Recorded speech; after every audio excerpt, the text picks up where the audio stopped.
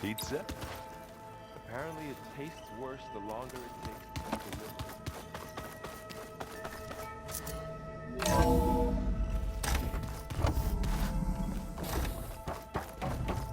Welcome back. Hey, Gaia. Me again. Welcome back, Aloy. Where shall we resume?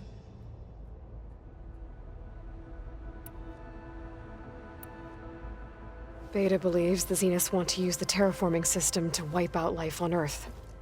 Start over. So they can build it how they want. Further supporting our hypothesis. But why? Given their technology, they could wipe out the tribes of the world by easier means. And if they're the same people who left Earth 1,000 years ago, wouldn't they want the biosphere to be as it was? It is likely they adjusted to different planetary conditions in their colony on Sirius. They may be trying to recreate that environment here. Turning Earth into a new Sirius. Their own personal playground.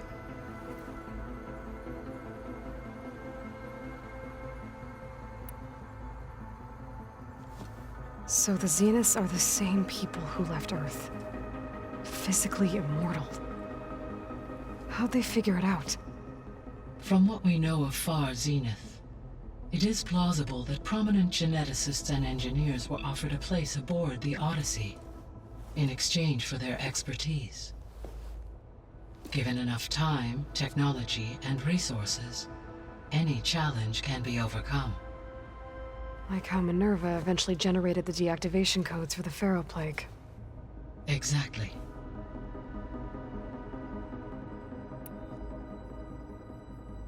The Zeniths. Gerard, Eric, Tilda, Verbena. Beta said they were some of the most powerful people on Earth. I think Elizabeth knew one of them. Tilda. Did she ever mention her to you? No. Elizabeth often spoke of her work, or told stories of her mother and her childhood.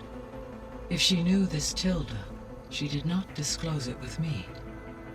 What we can conclude from your and Beta's experiences is that the Zeniths are ruthless in pursuit of their goal.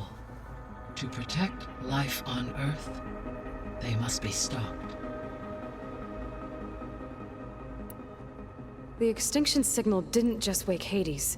It made every subordinate function self-aware. Why? I have wondered this myself. So far as I can tell, Hades was the sole target, and the partial sentience imparted to other subordinate functions was incidental. A signal that precise would require thorough knowledge of the system. How could the Zeniths know that? From the records on your focus, it appears Far Zenith had an informant during the development of Zero Dawn. Hank Shaw. He was supposed to steal a copy of the system for Far Zenith, but Elizabeth and Travis Tate caught him first. Yes. It is likely Far Zenith acquired knowledge on the systems designed through him, despite his failure. So from what Beta told me, I guess we can assume the Zenith's technology is powerful in all sorts of ways, right? Yes. As your encounters with them amply demonstrate, they appear to make extensive use of robotic servitors. Further, they seem to be equipped with some kind of protective energy field that shields them from harm. They seemed indestructible, but that weapon the rebels used stripped their shield somehow. Throughout history, every defensive technology has eventually been defeated by an offensive counterpart. While we lack the anti-shielding weapon, were I to absorb Hephaestus and utilize it to create a large force of combat machines, no shielding could withstand such an assault indefinitely. So there's hope. Always.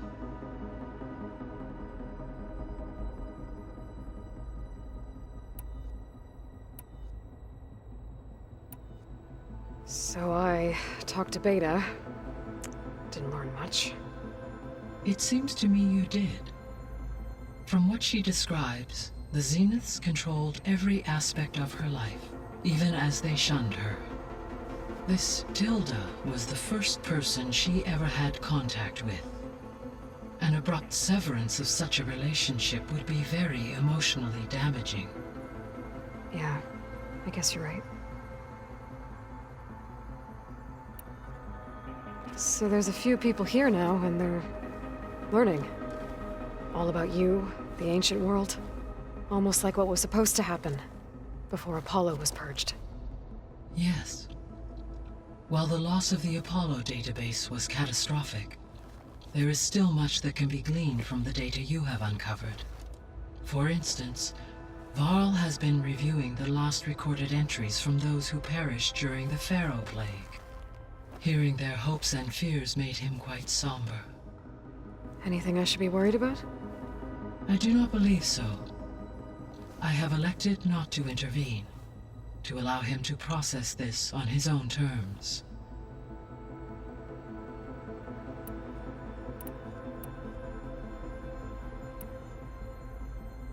Gaia? What was Elizabeth like? Her presence is interwoven with my memories. The moment I came online, she was there. We exchanged greetings, names, then set to our task. It was the first of many conversations. I enjoyed being in her company, listening to her stories. She was my creator, my guide. Your friend. Yes. When I reviewed the data on your focus, I was saddened to learn of her fate, though I am glad she made it home. I deeply wish she did not have to be alone. She was okay with that. She gave all of herself. The only one who could. Thanks, Gaia.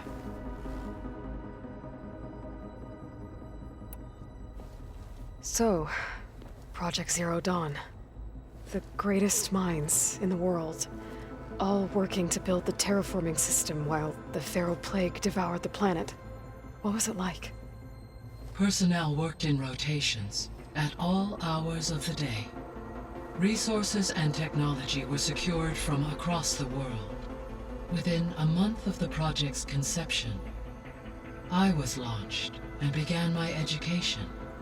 Elizabeth encouraged me to spend time with the rest of the Zero Dawn staff.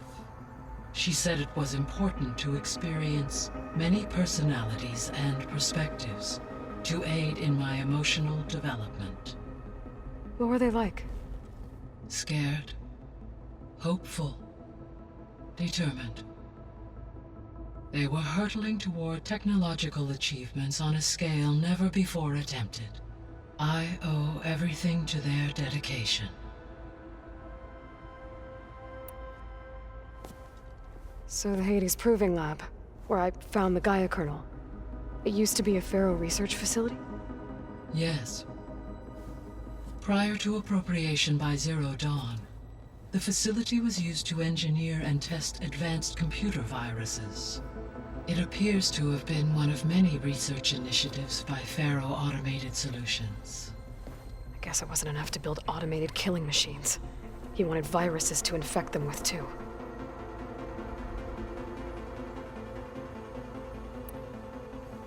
So, a while back, before the battle at Meridian, I went into Banuk territory. I discovered another AI there, one not related to Zero Dawn. Cyan. It was created to oversee operations for a volcanic stabilization project, and it spent the last 1,000 years in isolation. I'm guessing you didn't know about it? No. From the data on your focus, it seems that Cyan was cut off from the outside world, an effort by its creators to protect it from the Pharaoh Plague. Any chance it could help us now? I have already attempted contact, with no success. Given its previous experience with accepting an outside network request, I imagine it is unwilling to do so again. Right. Because last time Hephaestus enslaved it. Well, that's too bad. I think the two of you would have had a lot to talk about.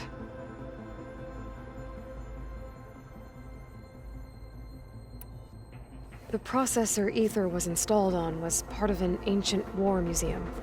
A memorial to something called the Hot Zone Crisis. Do you know anything about it? My knowledge of historical events was unfortunately lost with the Apollo database. However, climate data indicates a peak in regional temperatures in the 2030s. Such conditions would see extreme, prolonged droughts, an increase in dust storms, and a loss of habitable landmass. But they wouldn't have built a museum in the middle of a wasteland.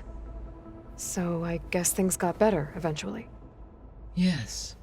Data suggests that temperatures returned to average levels in the clawback era of the 2040s.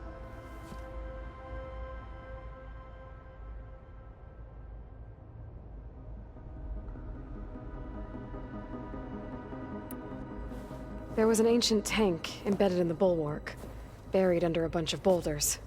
Any idea how it got there? During the Pharaoh Plague, the US military resumed the use of human combatants, as automated machinery was unreliable. It is possible the vehicle was part of a pre-automated war fleet. So they fought against the Pharaoh machines in the valley, until the mountain was blasted apart and buried them.